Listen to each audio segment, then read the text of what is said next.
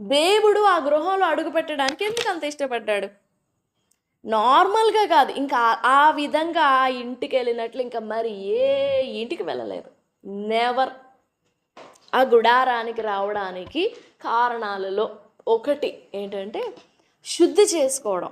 ఈ శారా ఈ గృహంలో ఈ గుడారమునకు దేవుడు రావటానికి గల కారణాలలో ఒక కారణం ఏంటంటే, చాలా ఉన్నాయి. ఒక కారణం ఏంటంటే శారా శుద్ధి చేసే వ్యక్తిత్వం గలది, శుద్ధమైన వ్యక్తిత్వం గలది, శుద్ధి చేసే వ్యక్తిత్వం గలది.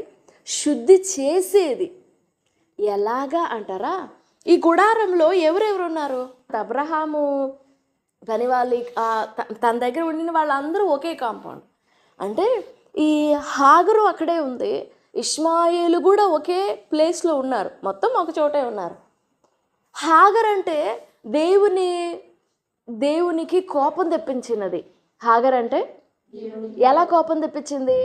హాగర్ ఎలాంటిది అని అంటే, దేవుడు అబ్రహాము జీవితంలో, శారా జీవితంలో, ఇద్దరు జీవితాల్లో, ఒక్క అబ్రహాం జీవితం కాదు, ఇద్దరు జీవితాల్లో ఒక స్ట్రైట్ ప్రణాళిక కలిగి ఉన్నాడు. ఏం ప్రణాళిక? ఇంకా అసలు దానికి అడ్డదారులు ఏం లేవు, కొమ్ములు ఏం లేవు, అలా చీలిపోవడాలు ఏం లేవు. స్ట్రైట్ అనమాట, నెట్ట నిలువున ఉంటుంది ఆ ప్రణాళిక, ఆ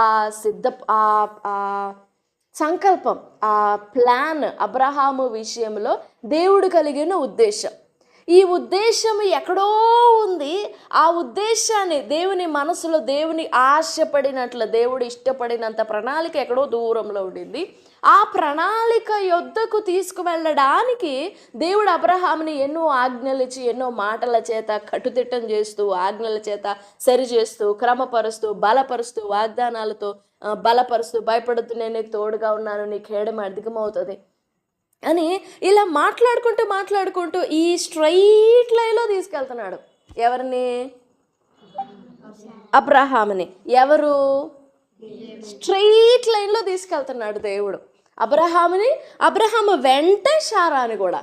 అయితే హాగర్ ఏం చేసిందంటే, శారా హాగర్లు ఇద్దరు కలిసి ఏం చేశారంటే, దేవుడు తీసుకున్న స్ట్రైట్ రూట్ నుంచి పక్కకి చీలిపోయారు. ఎలా? ఇప్పుడు ఒక ఊట, ఒక చోట ఉన్న ఊట, ఆ ఊట నీళ్ళు, దాని వేగం కానీ, దాని టేస్ట్ కానీ ఒక విధంగా ఉంటుంది. దాని పక్కనే ఉన్నా కానీ ఆ ఊట టేస్ట్ మారుతుందట. ఊటకున్న లక్షణం అంట అది. భూమిలో నుండి వచ్చే నీళ్ళే అవి, కానీ దేవుడు ఎందుకో మరి ఆ స్పెషాలిటీ ఇచ్చాడంట. ఒక ఊట, దాని పక్కనే ఊట ఉన్నా కానీ అది మారిపోతుంది. అలాగా దేవుని మార్గంలోనే నడుస్తూ ఉన్నారు. శారాకి మరి అవిశ్వాసం పుట్టింది, అవిధేయత పుట్టింది. ఎన్ని రోజులని మార్గంలో నడవాలి, ఎంతకాలం అని నోరు మూసుకొని సైలెంట్గా ఉండాలి. ఆయన ఏమో వెయిట్ చేయండి అంటా ఉన్నాడు. ఎన్ని సంవత్సరాలని వెయిట్ చేయాలి? శరీరంలో బలం చచ్చిపోతుంది. ఈ చూసే వాళ్ళందరి దృష్టిలో కూడా మేము ఒక వింతలాగా ఉన్నాము. వయసు గతించిపోతూ ఉండింది, ఏండ్లు పెరిగిపోతూ ఉన్నాయి, వయసు పెరిగిపోతూ ఉండింది. చూసే వాళ్ళు అందరూ మమ్మల్ని ఆడిపోసుకుంటున్నారు.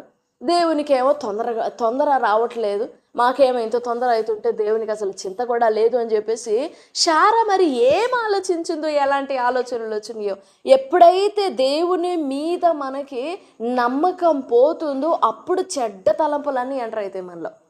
దేవుని మీదనే, దేవుని వ్యక్తిత్వం మీదనే, దేవుని స్వభావం మీదనే డౌట్ పడతాం మనం. అవిశ్వాసం అంటే ఏదో కాదు, దేవుణ్ణి డౌట్ పడటమే అవిశ్వాసం అంటే. అవిధేయత అంటే కూడా ఏదో కాదు, ఏదో మేరటం, చేయలేకపోవడం, తప్పైపోవడం, పొరపాటు అవడం కాదు. అవిధేయత అంటే దేవునిని నమ్మలేకపోవడం. ఎప్పుడైతే దేవుని మీద గౌరవం పోతుందో మన మనసుల్లో గౌరవం పోతుందో ఆటోమేటిక్గా అవిశ్వాసం ఎంటర్ అయిపోద్ది. ఆ గౌరవం పోవడమే అవిశ్వాసం. ఇక తిరిగి మళ్ళా మన అవిధేయతని, మరలా మన విశ్వాసాన్ని సరి చేసుకోవాలి అని అంటే ఫస్ట్ మనము రెక్టిఫై చేసుకోవాల్సిన మార్గం ఏంటి, సరి చేసుకోవాల్సిన మార్గం ఏంటి అని అంటే దేవుని ఘనపరిచే విధానాన్ని సరి చేసుకోవాలి. We have to make clean the way we respect God. దేవుని సామర్థ్యం మీద, లేదా దేవుని వ్యక్తిత్వం మీద, దేవుని కెపాసిటీ, దేవుని ఎబిలిటీస్ మీద డౌట్ పడే మనం అవిధేయత చూపడమైనా, అవిశ్వాసం చూపడమైనా. మనం ఏం చేస్తాం? మనం క్షమాపణ అడిగేటప్పుడు, వేడుకునేటప్పుడు చుట్టూ తిరుగుతాం. ఎక్కడ? దేవా అదుగో నువ్వు అప్పుడు చెప్పినప్పుడు నీ మాటని లేదు, క్షమించు. దేవా అదుగో నువ్వు అప్పుడు అలా చెప్పావు, నేను నమ్మలేదు. దేవా నేను అదుగో అలా చేశాను, నాకు నమ్మకం కుదరలేదు అని అలా చుట్టూ తిరుగుతాం. కానీ దేవా నేను అలా ప్రవర్తించినప్పుడు నీ మనసు ఎంత గాయపడి ఉండిందో. మనం అలా ప్రవర్తించేటప్పుడు ఆయన మనసు ఎలా గాయపడిందో ఆ గాయాన్ని కట్టాలి మనం. ప్రభు ఎంత బాధపడ్డాడో ఆ బాధని మనం గ్రహించాలి. అప్పుడు ఓకే నన్ను అర్థం చేసుకుంది ఈ అమ్మాయి అని ఆయన బాధ అంతా పోయి గౌరవంగా ఫీల్ అవుతాడు.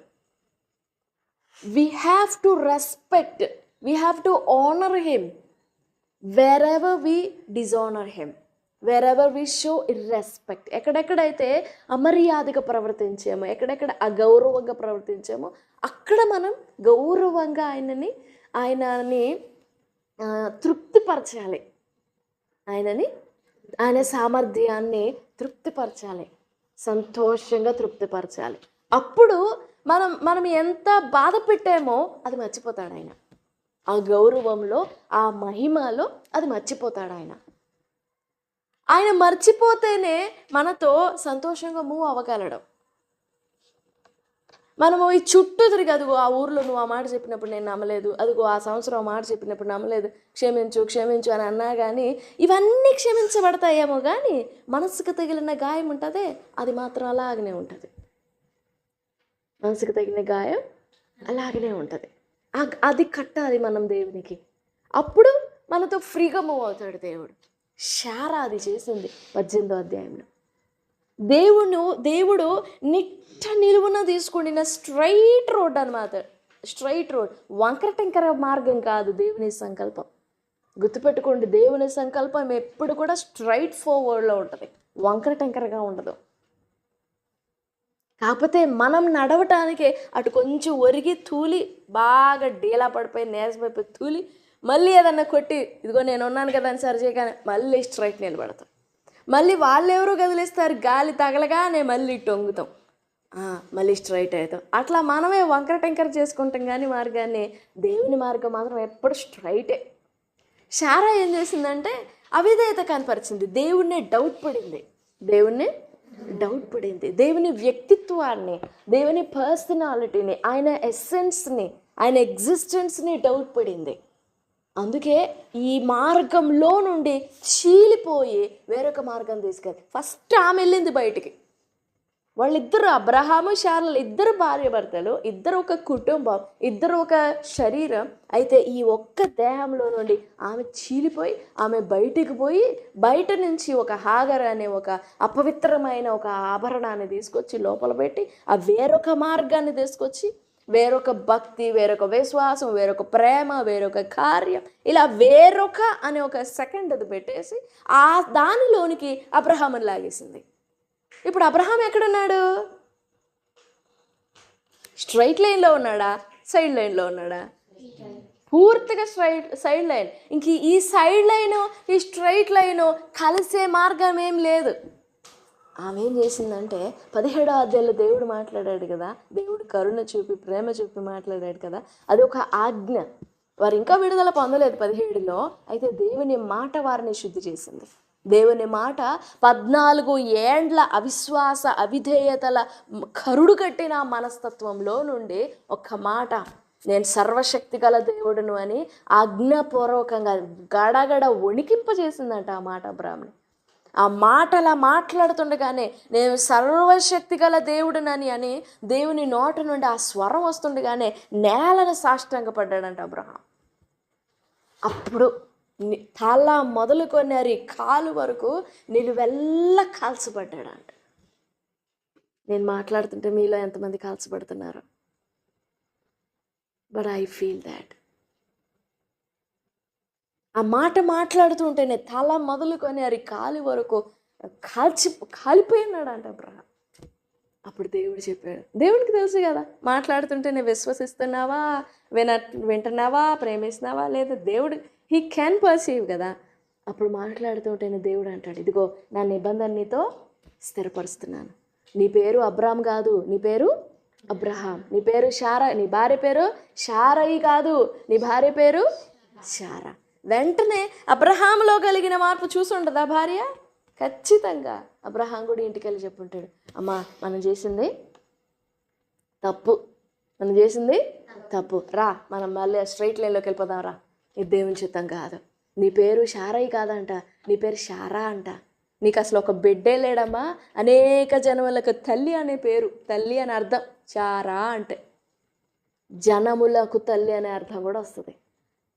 నువ్వు అనేక జనములకు తల్లి అవుతావంట అనగానే ఆ మాట అబ్రహాంనే కాదు శారాని కూడా శుద్ధి చేసేసింది, ఆ మాట శుద్ధి చేసింది. ఇప్పుడు శారా ఏం చేసిందంటే, దేవుడు తన గుడారములోనికి వచ్చేటట్లుగా తన విశ్వాసం, తన విధేయత, తన ప్రేమ వీటన్నిటినీ శుద్ధి చేసుకొని తన గుడారాన్ని, హాగరుంది ఆ ఇంట్లోనే, అయినా దేవుడు దుష్టత్వాన్ని చూడలేనంత నిష్కళంకుడు అని ఉంటుంది వాక్యం. దేవుడు ఆయన కనుదృష్టి దుష్టత్వం చూడలేనంత నిష్కళంకమైనది. అంటే ఒక పాపం అక్కడ కనపడితే చూసుకుంటూ వెళ్ళిపోలేడు ఆయన. దేవా ఇది ఒక్కట్లే, చూసి చూడనట్టు పోలే అంట, కానీ అట్లా చేయలేడు ఆయన. ఎక్కడైతే వెలుగుంటుందో అక్కడ చీకటి ఉండదు. ఆయన పరిశుద్ధుడైన వాడు అక్కడ ఉండగా అపవిత్రత అక్కడ ఉండదు. శారా ఏం చేసిందంటే, హాగరు ఆ ప్లేస్లో ఉన్నా కానీ షీ హ్యాస్ నో పవర్. 18వ అధ్యాయంలో దేవుడు త్రిత్వముగా, ట్రినిటీగా 18వ అధ్యాయంలో అబ్రాహాం గుడారానికి వచ్చినప్పుడు ఉంది అక్కడ. 14 ఏండ్ల పాప ఫలం, అవిధేయత రూపం, అవిశ్వాస రూపమైన ఇష్మాయేలు కూడా ఉన్నాడు అక్కడే. వాళ్ళిద్దరు మరి చూసుంటారా దేవుణ్ణి? చూసుంటారా? 16వ అధ్యాయంలో పారిపోతుంది కదా యజమానురాలు బాధ పెట్టగానే, అది తట్టుకోలేక, ఆ శ్రమ తట్టుకోలేక పరిగెత్తింది. అప్పుడు ఒక దూత కనపడ్డారు, మాట్లాడారా? మరి ఇప్పుడు అబ్రహాం ఇంటికి ఆ దూత వచ్చినప్పుడు గుర్తుపట్టి ఉంటుందా హాగరు? మరి గుర్తుపట్టినా కానీ ఆమెతో ఏం మాట్లాడలే. ఎందుకంటే ప్రభుకి తెలుసు she's going to be driven away, వెళ్ళగొట్టబడడానికే ఏమి ఇక్కడ ఉంది అని. ఆ ఇంటికి ఆ హాగరు అనే ఆ వేరొక భక్తి, వేరొక మార్గం, వేరొక విశ్వాసం, వేరొక ప్రేమ, వేరొక సంకల్పం, వేరొక చిత్తం. దేవుని చిత్తం ఒకటి, ఈమె ఈడ్చుకొని చీల్చుకొని పోయింది మరొకటి. అప్పుడు శారా ఏం చేసిందంటే, ఈ చీలిపోయింది కదా, ఈ చీలిపోయిన ఈ మార్గానికి విలువ లేకుండా, అసలు ఆ మార్గం కనబడకుండా మొత్తం చీలిపోయిన దాన్ని చీలిపోయినట్టు వరకు మొత్తం శుద్ధి చేసుకుంటూ వచ్చి 21వ అధ్యాయంలో ఈ చీలిపోయిన దానిని పూర్తిగా చింపేస్తుంది, ఆ పేజీలో నుండే చింపేస్తుంది. అప్పుడు దేవుని సంకల్పంలో ప్రవహించే ఆశీర్వాదాలు పక్కదారికి పోతాయా? అలా సెక్యూర్ చేసుకుంది తన కుటుంబానికి రావాల్సిన దీవెనలన్నీ. శారా శుద్ధి చేసుకుంది. ఎవరిని? ఫస్ట్ తనని, తన గుడారాన్ని, తన భర్త అయిన అబ్రహాంని. అబ్రహాం దేవుని ఎదుట శుద్ధి చేసుకోవడం అది అబ్రహాం పర్సనల్, కానీ తన భర్తగా శుద్ధి చేసుకోవడం, తన గుడారం శుద్ధి చేసుకోవడం, తన విశ్వాసం శుద్ధి చేసుకోవడం. మరి దేవుడు పర్సన్గా ఆ గుడారానికి రాగలిగాడంటే ఎంత శుద్ధి ఉంటుందో ఆలోచించుకోండి, ఊహించుకోండి ఒకసారి. దేవుడు రాగలిగాడు అంటే మీరు అలసట తీర్చుకోండి. దేవునికి అలసట తీర్చడానికి ఇద్దరు అనుకొని ఉంటారు, ఇదిగో ఇప్పటి వరకు మన ఇద్దరి వల్ల బాగా విసిగిపోయి ఉంటాడు దేవుడు, చాలా చిరాకు వచ్చేసి ఉంటుంది దేవుడికి. సో మనం అసలు ఆయన్ని రాగానే మనం ఎంత మారిపోయామో చూపించాలి, మనం ఆయనకి ఎంత అలసట తీర్చగలమో చూపించాలి అబ్రహామా అని ఇద్దరు మాట్లాడుకున్నారో ఏమో, మరి వెయిట్ చేస్తూ ఉన్నారు. ఆ విషయాన్ని ఎదురు చూశాడు అని 18వ అధ్యాయంలో లేదు, కానీ యేసుప్రభు వారు ఆ ఇంటికి ఎదురు చూసిన గృహానికి, గుడారానికి వెళ్ళిన యేసుప్రభు వారు శరీరం దాల్చి వచ్చినప్పుడు యూదులందరితో అంటారు, మీ తండ్రి అయిన అబ్రహాము నా దినం చూడవలెనని మిగుల ఆనందించాడు. ఒక్క మాట చదువుకొని ముగించుకున్నాం. యోహాను సువార్త 8వ అధ్యాయం 56వ వచనం. మీ తండ్రి అయిన అబ్రహాము నా దినం చూతునని మిగుల ఆనందించెను, అది చూచి సంతోషించిన. అంటే అబ్రహాం ఎదురు చూస్తున్నాడు దేవుడు రావాలని. అబ్రహాము మిగుల ఆశపడ్డాడంట. ఏది కొడుకుని చూడాలని కాదు, దేవుని కార్యం చూడాలని కాదు, దేవుణ్ణి నన్ను చూడాలని. అసలు ప్రభు ఎంత గట్టిగా చెప్పగలుగుతున్నారు చూడండి ఆ మాట. మన గురించి అట్లా చెప్తారా? నన్ను చూడాలని ఆశపడుతుంది ఈ అమ్మాయి అని. దేవుడు యేసు ప్రభు వారు మాట్లాడుతున్నారు, నన్ను చూడాలని ఆశపడ్డాడు మీ తండ్రి అయిన అబ్రహాము, అది చూచి మిగుల ఆనందించాడు. అంటే అబ్రహాం దేవుణ్ణి చూడాలని ఆశపడి ఎదురు చూస్తున్నాడు. ఇంకోవైపు అబ్రహాం ఎదురు చూస్తున్నాడని, తననే ఎదురు చూస్తున్నాడని ఇంకెవరికి తెలుసు? దేవుడికి కూడా తెలుసు అంట. ఎప్పుడెప్పుడు పోవాలా, ఎప్పుడెప్పుడు పోవాలా, ఎప్పుడెప్పుడు పోవాలా, ఎప్పుడెప్పుడు వెళ్ళి సర్ప్రైజ్ చేయాలా అని దేవుడు కూడా అంత ఆశపడ్డాడంట. అసలు ఆ ఇంటికి పోవడానికి ఎంత సంతోషపడ్డాడో. అసలు పూర్తిగా చీలిపోయింది ఆ కుటుంబం, చీలిపోయింది అంతే, ఇంకా నో డౌట్ దాంట్లో. ఆ బీజమే చింపేసింది శారా. పోయింది, దూరం పోయింది, కానీ జ్ఞానం, దేవుని మాట చక్కగా కట్టింది. అపవాది అలా దూరం చేసేసింది. ఇప్పుడు ఆ ఇంట్లో, ఆ కుటుంబంలో, ఆ సంకల్పములో, దేవుని చిత్తములో ప్రవహిస్తాయి ఆశీర్వాదాలన్నీ కూడా. దేవుని చిత్తము ఆశీర్వాదాల నది, ఆశీర్వాదాల ప్రవాహం అంతే. ఇంకా ఆ ప్రవాహంలో దొరుకుతాయి మనకు కావాల్సిన దీవెనల ఆశీర్వాదాలన్నీ. దేవుని చిత్తం, ఈ చిత్తంలో ఉన్నంత వరకే దీవెన. ఈ కుటుంబం ఒకటిగా ఉన్నంత వరకు. ఈ కుటుంబం వేరైపోతే అన్నీ బ్రేక్ అయిపోతాయి, అన్నీ స్టాప్ అయిపోతాయి, చీలిపోతాయి అంతే. మనం అలా వేడుకోవాలి, దేవా నా ద్వారా నా కుటుంబం మీదకి రావాల్సిన దీవెనలని నేను అడ్డుకోకూడదు, నేను చీల్చివేయకూడదు అయ్యా. నా ద్వారా నా కుటుంబంలో నీ దీవెనల సారం, ప్రవాహం ప్రవహించాలి అంతే. నన్ను అలా శుద్ధి చేయి, నా కుటుంబాన్ని అలా శుద్ధి చేసుకునే జ్ఞానం నాకు ఇవ్వని అడగాలి. ప్రతి స్త్రీ చేయాల్సిన పని అది. నా ద్వారా శుద్ధి చేయబడే జ్ఞానం నాకు ఇవ్వు, శుద్ధి చేసుకునే జ్ఞానం నాకు ఇవ్వు, శుద్ధి చేసుకునే తగ్గింపు నాకు ఇవ్వు, శుద్ధి చేసుకునే యోగ్యత నాకు ఇవ్వు. ఊరికే రాలా ఆశీర్వాదం శారాకి, చాలా కష్టపడింది పాపం వెనకాల. చాలా చాలా అంటే చాలా కష్టపడింది. ప్రభు సంతోషించాడు. సంతోషించి ఈ మనిషిని ఎట్లా కాదులే కానీ అబ్రహాంతో నన్ను ఏదో స్వరం ద్వారా మాట్లాడేవాడు, లేదా అబ్రహాంకి ఏదైనా దర్శనం ఇచ్చి మాట్లాడేవాడు. శారత అట్లా కాదు, డైరెక్ట్ అంతే. Praise the lord. డైరెక్ట్గా వచ్చేసాడు శారద దగ్గరికి. అమ్మా, యెహోవానైనా నాకు అసాధ్యమైనది ఏదైనా ఉంటుందా? ఏంటమ్మా నువ్వు ఆలోచించేది? ఏమనుకుంటున్నావు అసలు నువ్వు? ఇప్పుడు కొంచెం నవ్వింది, కానీ తర్వాత ఇస్సాకు పుట్టినప్పుడు, ఇస్సాకు అంటే పేరు అర్థం నవ్వు, ఆ శారాని బట్టే నవ్వు అనే పేరు పెట్టాడు దేవుడు ఇస్సాకు. కానీ గర్భం తెరిచిన తర్వాత నన్ను నవ్వునట్లుగా చేశాడు, నాకు నవ్వు కలగ చేశాడు అని దేవుని చాలా స్తుతించిందంట. స్తుతించి వాళ్ళగొట్టేసింది. ఇంకా మొత్తం రూట్ మొత్తం క్లియర్ చేసేసింది. ఇంకా ఆశీర్వాదాలు యాడికి పోవు, వెల్ సెక్యూర్డ్ అనమాట, కాంక్రీట్ సెక్యూర్డ్ అనమాట. ఇంకెవరు దొంగిలెత్తడానికి లేదు. ఇప్పటికి కూడా అంత సెక్యూర్ చేసింది. ద్రోహం చేసింది, చీలిపోయింది, కానీ కట్టింది కుటుంబాన్ని మరల. ఆ జ్ఞానం కావాలి మనకి. అపవాది ఎప్పుడు కూడా దేవుడు కట్టే వాటిని పడగొట్టాలని చూస్తుంది. దాని గోలే అది. దేవుడు జతపరిచేదాన్ని లేదా దేవుడు సమకూర్చేదాన్ని చింపివేయాలని చూస్తుంది. అదే చింపివేస్తుంది. ఇదిగో దేవుడు నిన్ను ఇటు చేశాడని దేవుని మీద నెపం వేస్తుంది. కానీ చేసేది అది. మనం అలా నడిపింపబడేది కూడా దాని మూలానే.